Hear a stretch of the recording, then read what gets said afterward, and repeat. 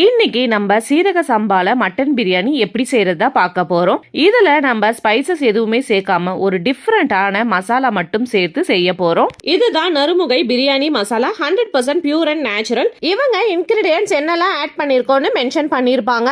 இதுலயே குக்கிங் ப்ராசஸும் எப்படி செய்யணும்னு டீட்டெயிலா சொல்லிருப்பாங்க. இவங்க கிட்ட பிரியாணி மசாலா மட்டும் இல்ல, கரம் மசாலா, சத்து மாவு, சாம்பார் தூள், மல்லித்தூள், மிளகாத்தூள், மஞ்சள் தூள், நலங்கு பொடி, இது எல்லாமே இருக்கு. பிரைஸ் டீடைல் இதுலயே இருக்கு, பிளஸ் ஷிப்பிங் சார்ஜஸ் ஆட் ஆகும். இது ப்ரொமோஷன் வீடியோ கிடையாது. நான் பர்சனலா எங்க வீட்டுக்கு வாங்கி செஞ்சு பார்த்துட்டு டேஸ்ட் சூப்பரா இருந்தனால இது உங்களுக்கு ஷேர் பண்றேன். மேலும் டீடைலுக்கு மேல இருக்கிற இந்த நம்பருக்கு கான்டாக்ட் பண்ணுங்க.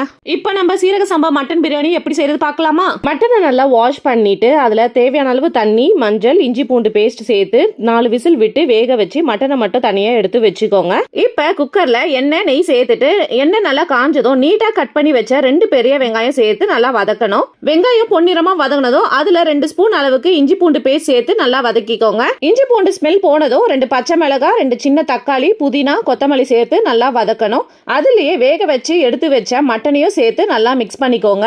1/4 கிலோ அரிசிக்கு 3 ஸ்பூன் நறுமுகை பிரியாணி மசாலா, 1/4 ஸ்பூன் மஞ்சத்தூள், 2 ஸ்பூன் தயிர் சேர்த்து நல்லா கலரி விடணும். உப்பு தேவையான அளவு சேர்த்துக்கோங்க. 2 கிளாஸ் அரிசிக்கு 2.5 கிளாஸ் அளவு தண்ணி சேர்த்து உப்பு காரம் செக் பண்ணிக்கோங்க.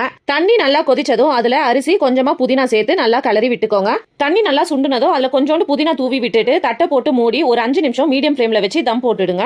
5 நிமிஷம் கழிச்சு ஓபன் பண்ணி பாத்தீங்கன்னா சுட சுட கம கமன்னு சீரக சம்பா மட்டன் பிரியாணி ரெடி. நீங்களும் உங்க வீட்ல செஞ்சு பார்த்துட்டு எப்படி இருந்ததுன்னு கமெண்ட்ல சொல்லுங்க. தேங்க்ஸ் ஃபார் வாட்சிங்.